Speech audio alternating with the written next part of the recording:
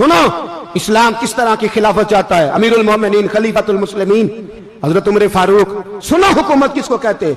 حضرت عمر گزر رہے ہیں, فجر کی نماز کے بعد 2 گلیاں رہ گئی ہیں, آج پورا نہیں ہو سکا آپ کا دورہ جو رات کو نقاب پہن کے 2 گلیاں رہ گئیں تو نقاب اوڑھ کے ہی فجر کے بعد نکل گئے. ایک چھپر ہے چھوٹا سا, ایک کٹیا ہے جھونپڑی, بوڑھی اماں بیٹھی ہے. عمر فاروق گزرنے لگے, بوڑھی کو پریشان دیکھا, اماں جی اجازت ہو تو اندر آ جاؤں. بوڑھی کہنے لگی چل دوڑ جا اپنا کام کر, کیوں اجازت دوں. تیری مہربانی اماں آنے دو. کیا دوڑ جا, تیری مہربانی اماں گزارش ہے چلو آ جاؤ. حضرت عمر فاروق فرمایا کرتے تھے میں نے اس عورت سے آئین سیکھا ہے, آئین, میں نے اس سے قانون سیکھا ہے, اس بوڑھی عورت سے. اندر آ گئے عمر فاروق. اماں کیا پریشانی ہے, کیا بات. اماں کہنے لگی خامد انتقال کر گیا, اولاد اللہ نے دی کوئی نہیں, میں غریب ہوں, 3 دن سے روٹی نہیں کھائی, 25 دینار کا قرضہ چڑھ گیا ہے, مجھے عمر فاروق سے بڑی شکایت ہے, اس نے میرا حال ہی نہیں پوچھا. حضرت عمر کہتے تھے مجھے اس نے دستور اور آئین سکھایا. کہنے لگے شکوہ ہے, عمر آیا ہی نہیں.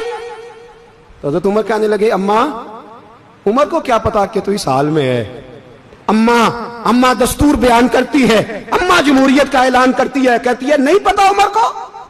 تو عمر سے کہو چھوڑ دے حکومت, اس کے حوالے کرے جو خبر رکھ سکتا ہے, نہ ادھر ادھر کی تو بات کر. یہ بتا کہ قافلہ کیوں لٹا, مجھے رہزنوں سے غرض نہیں, تیری رہبری کا سوال ہے.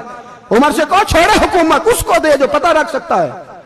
حضرت سیدنا نافع فرماتے ہیں جس کے سامنے کسرا اور روم کے بادشاہ کانپا کرتے تھے, میں نے اس عمر کو بوڑھی اماں کے سامنے کانپتے ہوئے دیکھا ہے. راشا تاری ہے عمر فاروق کا. دوڑے گئے, 25 دینار لائے, راشن رکھ کے لائے, روٹیاں پکائیں, بوڑھی اماں کو کھلائیں.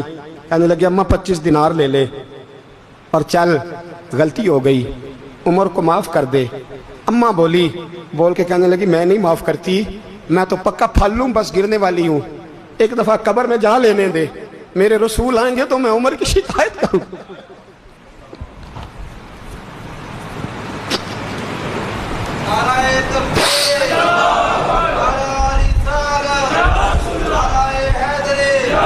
فرمایا میں شکایت کروں گی محبوب پاک سے اور عرض کروں گی حضور اسے پوچھ, اس کو نگران بنایا گیا, اس نے مجھ بیوہ اور لوارث کی خبر ہی نہیں لی. یہ ہے آئین اسلام, یہ ہے دستور مصطفیٰ کریم صلی اللہ علیہ وسلم.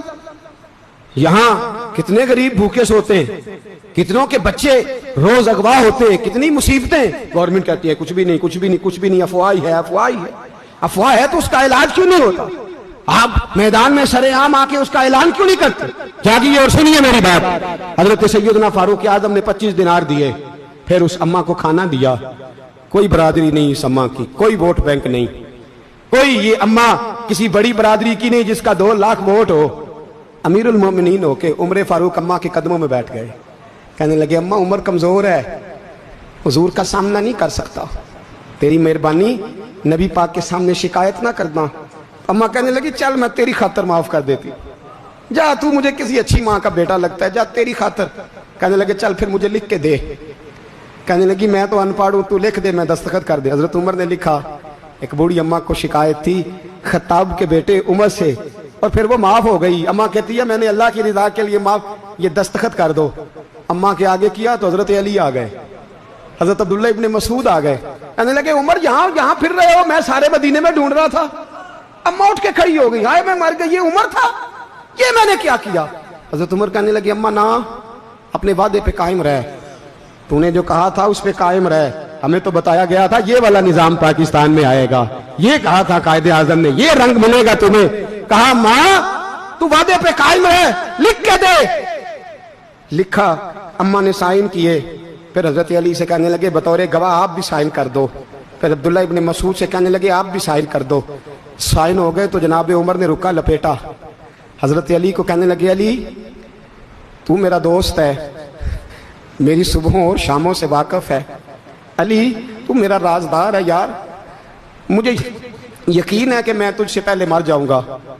جب عمر کا انتقال ہو جائے تو یہ رکا میرے کفن میں رکھ دینا, یہ رکھنا میرے کفن میں. علی کہنے لگے پھر کیا ہوگا؟ اور میں جب نبی پاک میری قبر میں آ کے پوچھیں گے نا بتا تو حکمران تھا کیا کر کے آیا ہے, تو فرمایا میں رکا نکال کے عرض کروں گا سونے ایک اماں ناراض تھی میں اسے بھی راضی کر کے آیا.